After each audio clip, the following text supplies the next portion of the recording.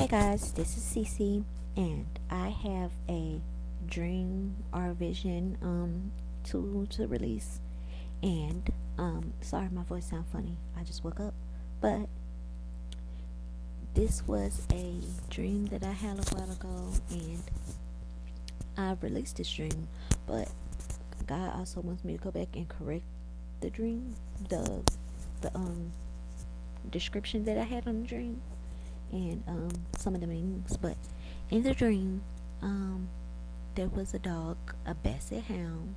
This is a confirmation for somebody, and there, God put glasses on the dog and ears as well.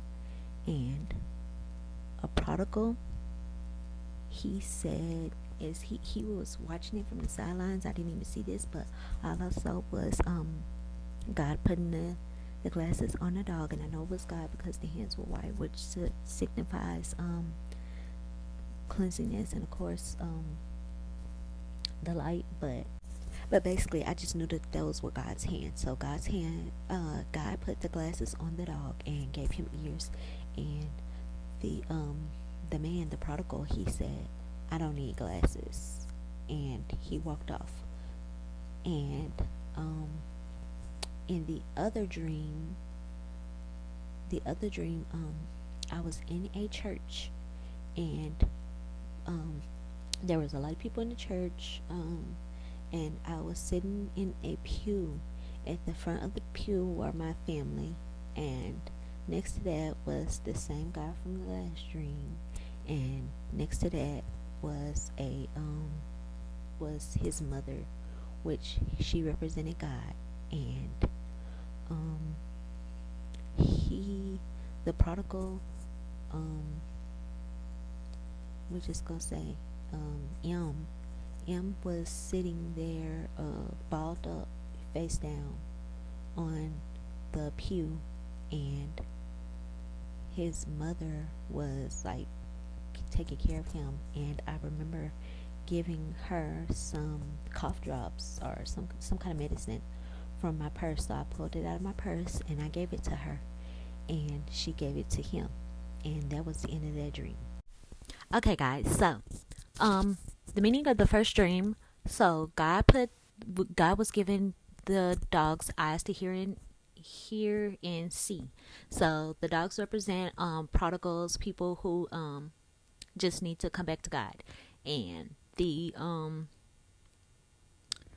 man M, he represent people's prodigal that denied God. So some of your prodigals will they will of course they will come to God. So this dream isn't for you. This is for the ones who their prodigal didn't. And this could be anything to anybody. It could be your mother, your anybody. Take it back to God. I'm not God. But anyways, so they denied God. They walked in the flesh. They decided to do their own thing. And the other dream just meant that we, in return, we put prayers over prodigals. We put prayers over people who did not want to come to God and sit at his feet. So by us being in the church, that just represented us in our prayer and worship, and just doing what God called us to do, and them him laying down on the not the altar, but the pew, that just represented him being brought down to his knees, and he was laying face down. So they will come back. God will bring them back, and it's with our prayers that help. But of course, God told us to pray, so everything is up to God, and we're just gonna thank him that he gives the people the chance. And um, the the woman, her name means, wait, I wrote it down.